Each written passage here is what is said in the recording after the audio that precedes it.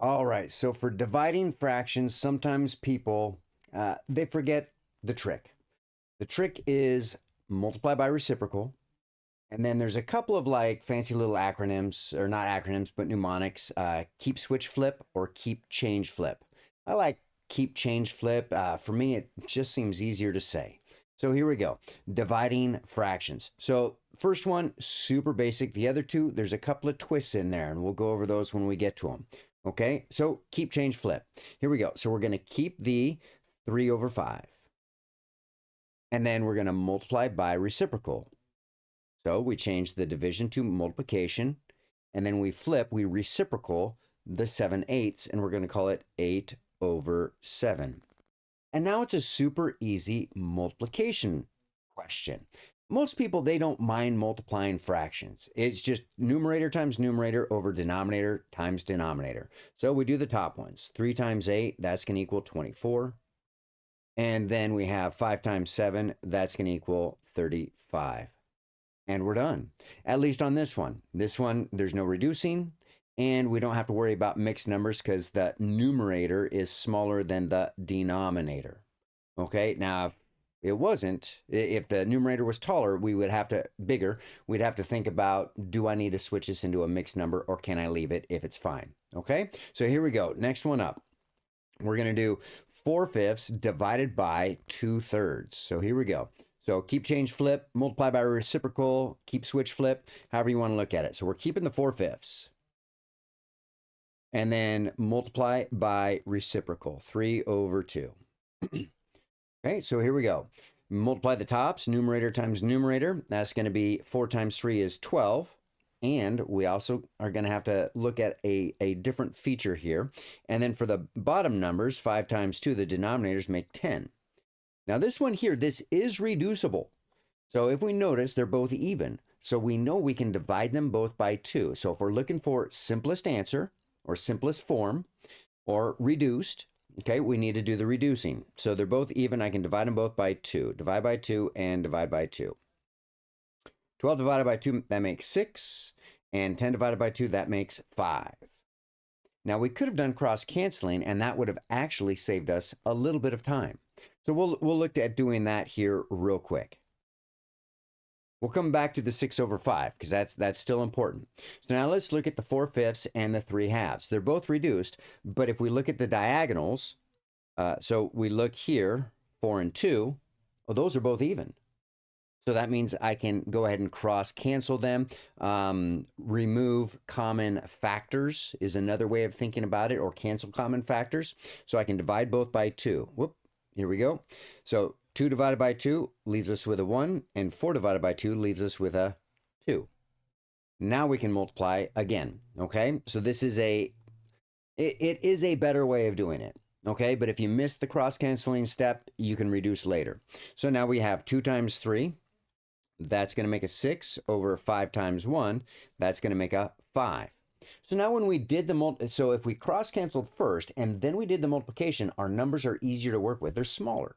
Okay, so that's going to make future steps easier to do. And if you want to make math easier, cross-canceling is a way of doing that. So now we have 6/5. So if we're thinking pizzas, okay, and these pizzas, look at the bottom number, are cut into 5 pieces each. Well, if we had a full pizza, that would be 5 pieces out of 5 pieces. This is 6 out of 5, so that means we have more than one pizza.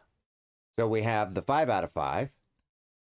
That's the one pizza, and we still have another 1 piece from the second piece. It's from the second pizza, okay? So the fast way we do this is we do 5 divides into 6 how many times? Once. So that's the 5 over 5. With a remainder of 1. So to go to a improper fraction, to a mixed number, divide bottom number divided by top number, and then figure out what the remainder is. In this case here, it's a 1/5. Now, the reason why we actually need to know this is because our brains don't work on improper fractions. As a general rule, improper fractions are easier to add, subtract, multiply, and divide with, but our brains work on mixed numbers. So I would never, go home and brag that I ate 6/5 of a pizza. I mean, although I'd be stuffed, but I would say instead, I ate 1 1/5 pizza or 1.5 pizzas or something like that. I would speak and think in mixed numbers. Okay, next one. This one is a little bit of a challenge. Step number 1, keep, change, flip. Change that division to multiplication. So that's going to be a multiply there. So we're doing 9/14 times 21/10. Now check this out. If I was going to not cross cancel, I would have to do 9/21 and figure out what that is. And it's probably going to be a pretty big number, one that I don't want to work with. And then on the denominator, I'll have 14 times 10. That's an easy one, 140. So then I'd have to figure out what number divides both this big number and 140, and then do that division with those really big numbers. I don't want to work with numbers that big unless I have to. Okay, and in this case, we don't have to because we can go ahead and cross cancel with these. So they're both reduced, 9 and 14, nothing divides both 9 and 14. 21 and 10, nothing divides 21 and 10. So then we look at the diagonals. 9 and 10, nothing divides both 9 and 10. But check out this 14 and this 21. Oh, those are both divisible by 7. So that's what we're going to do.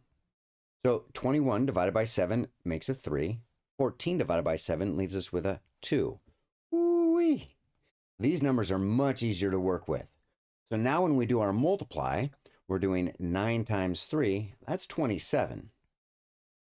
And then we can do 2 times 10, that's going to be 20. That one is much easier to work with.